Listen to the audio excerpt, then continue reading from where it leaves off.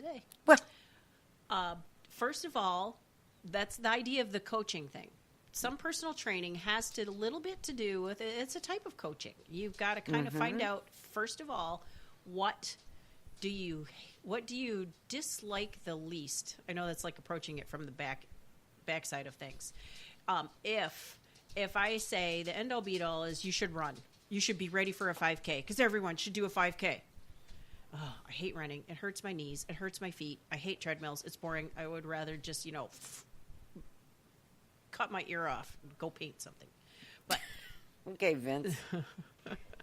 If you hate that, don't choose that as your activity. Right. If you say, I wouldn't half mind pool walking. I really remembered when I was a little bit younger, I used to play with the kids in the pool. I love being in the water. I love the water.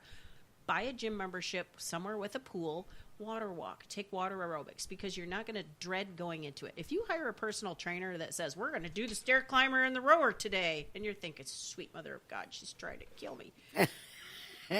You're going to find a reason to not go. So you have to find. Mother of God. That's my other one. I had a quiz the other day with my kids. I was sending them abbreviated text messages, and they had to guess what they were. The boy was spot on. The girl had to call the boy for a lifeline and find out what they were. Anyway, but if you like or half sort of almost can talk yourself into it, that's the activity for you. If you do like taking classes, sign up for some classes. If you hate classes and you don't want to be in that group, don't buy a membership somewhere that's your primary mode of exercise. So find something you like.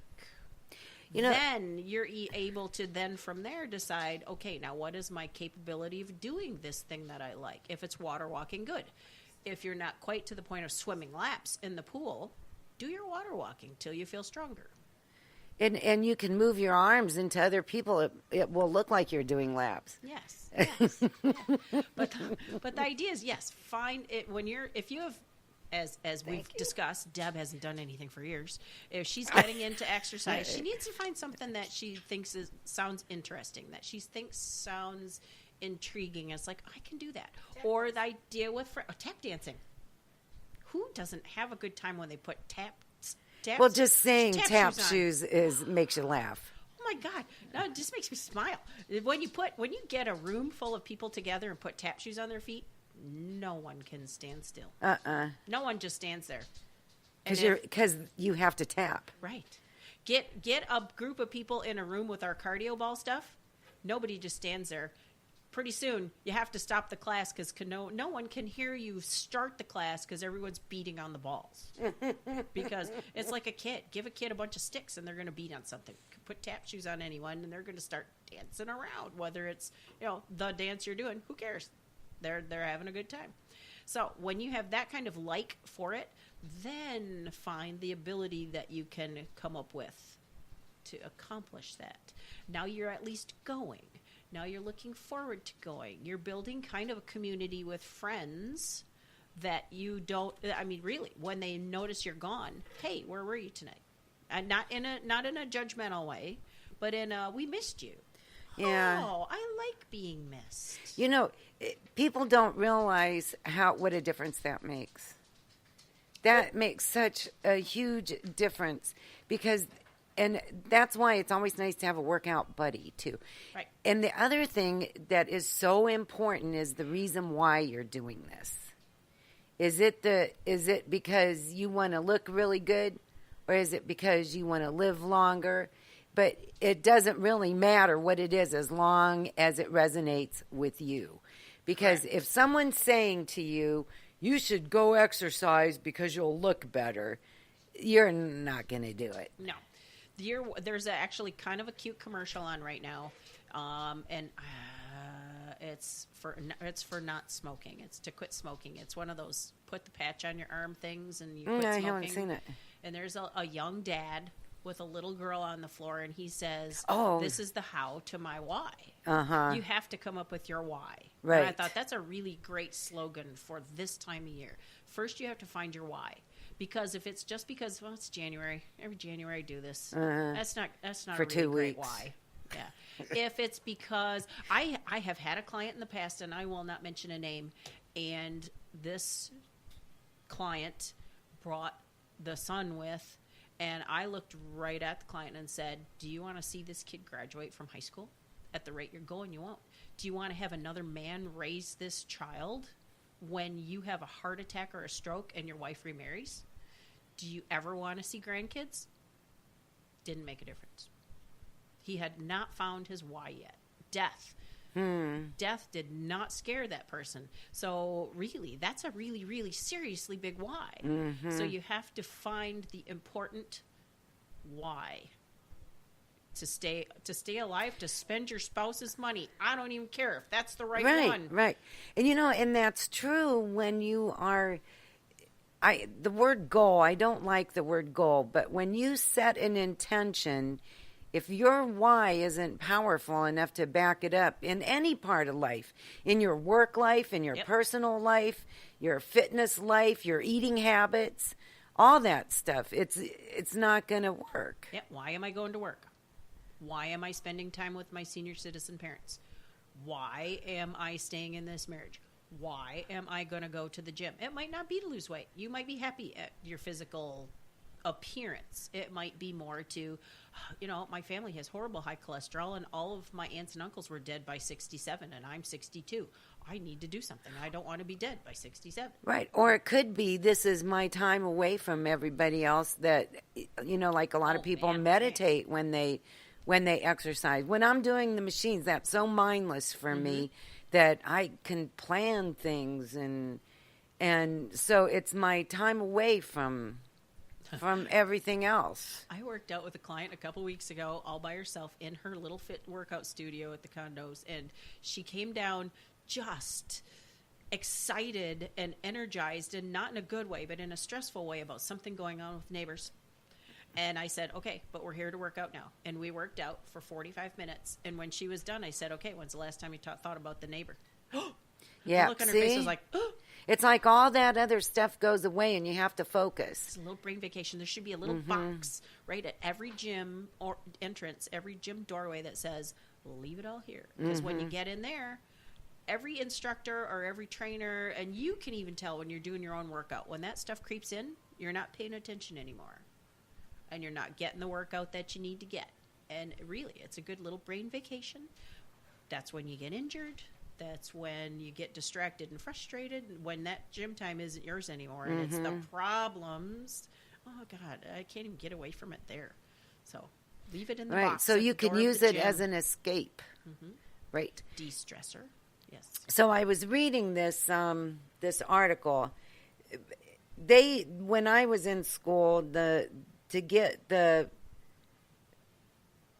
least amount of benefits from exercising, they were saying an hour, 5 days a week. That was what they were saying. And you had to maintain your target heart rate for at least 50 minutes in order to get any cardiovascular benefits. And today when I looked, all that has changed. Sort of. Now they said adults need 2 hours and 30 minutes per week spread out over 3 days. That's minimal. That's the minimum. Right. Well, the Surgeon General, there are a couple of kind of floating guidelines. And the problem with this is that some people have a hard time finding the definition of this stuff. Unless you have somebody watching over you, a trainer, or if you're doing it at rehab with physical therapist or cardio rehab nurse, if you have somebody watching you, wearing your tech. We've done shows that talk about tech, and I have one. It doesn't leave my counter most days, so it doesn't do you any good unless it's on your body. The idea of 150 minutes per week. It can be in a chunk. It can be spread out, but that's so 150 minutes per week. But that's a vigorous exercise.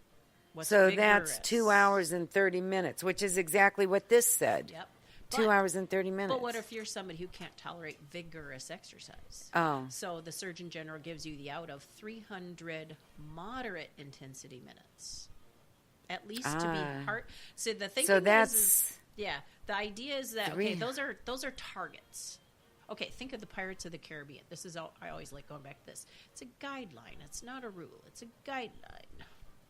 So the 300 or the 150 or the 300, you can do less than that.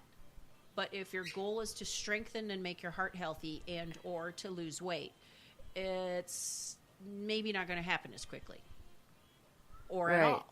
This is more of a maintenance guideline, isn't it? You can do more if you need to make things happen quicker or to make things happen more dynamically. Wow, did you see, she lost 60 pounds. Well, Oh, thanks for noticing. Yeah, you look fabulous. But those are good guidelines to start with. But yeah, it's hard to yourself, all by yourself. We discussed this too, the idea of what's moderate compared to vigorous. And like we said, should a 70-year-old, vigorous to a 70-year-old is way different than vigorous to a 25-year-old. Isn't that the truth? So that's where that target heart rate comes into play. Right. So and then a lot of times people will also forget that there's other components. That's why it's important to talk to somebody that can incorporate all, because you can exercise and never stretch. Correct. And the chances that you are eventually going to get hurt, like quadruple, I would think. The point of your joints movement is to move in a pain-free range of motion, the way it was meant to move. And just our normal day-to-day lives can get in the way of that. So stretching for... I think where Deb's going is there are 5 components of fitness. Let me guess what they are. Go for it. Strength, cardiovascular, stamina, sort of. And, well, I had strength, stamina, and flexibility. Those were the 3 I was taught. What are the other ones? Okay. Their cardiorespiratory endurance is the most important one. Right. Think of that as Why your heart do you and your think lungs. that's most important? If your heart and your lungs can't function well together to make you an aerobic organism, oxygen goes in, makes everything work like a fine-tuned Italian racing car. The oxygen has to happen for that. And aerobic, that high-intensity stuff, that very, very rough, high-end, like that red zone, and when we're talking about your heart rate in your car, if you're 25 years old, lactic acid, the whole idea That's of getting when you into get sore, ketosis. right. There are a lot of things that you can still function and do. There are a lot of triathletes and a lot of racers. There are a lot of people that get in that zone. It's more like race day. Right. They may train a little bit there, but the idea that your heart and your lungs work well together, that can actually improve. That's the idea of strengthening your heart with exercise. And in the long run, outside of exercise, what can that do for you? Next time you have to, it's raining, you're in mire, and you just don't want to get soaked, run to your car. I'm 6 cars back. Are you huffing and puffing by the time you get to your car? Or play with kids. Play with your grandkids. They want to get on the floor. That has all these components work together. So if you had to climb up a flight of stairs, could you get up a flight of stairs without feeling like you're going to cough up a lung? The idea that your heart can respond to the workload the way it should. The heart rate may raise, but it raises appropriately as opposed to like a tea kettle blowing a steam valve off. So cardiorespiratory endurance, very important. Really, there are important organs in your body. Some you can do without. Those 2 aren't them. Right. And plus everything functions better with more oxygen. Yes. Including your brain. Yep. So then the other 4. What was that? When you mentioned strength, yes, there's a difference between muscular strength and muscular endurance. Those are 2 separate ones. It's like, can you lift a heavy object once? Muscular strength. If a car tipped over on your husband changing the wheel, could you lift the car off? Well, no, you couldn't, but that's an extreme Adrenaline might kick in. It might. But muscular strength is, when you go to the gym and the dudes are all walking around going, what's your bench 1 rep max? That's muscular strength. Muscular endurance. How many times can you do it over and over and over again? Do you have a 5-year-old that keeps wanting to be lifted up off the floor? Do you work at the grocery store and you have to transfer bag after bag after bag after bag? You work at UPS, boxes and boxes. The idea of your muscles can tolerate effort over a longer period of time. So those are two different things, strength versus endurance. So those are three. Flexibility, yes. The idea, can your joints move pain-free?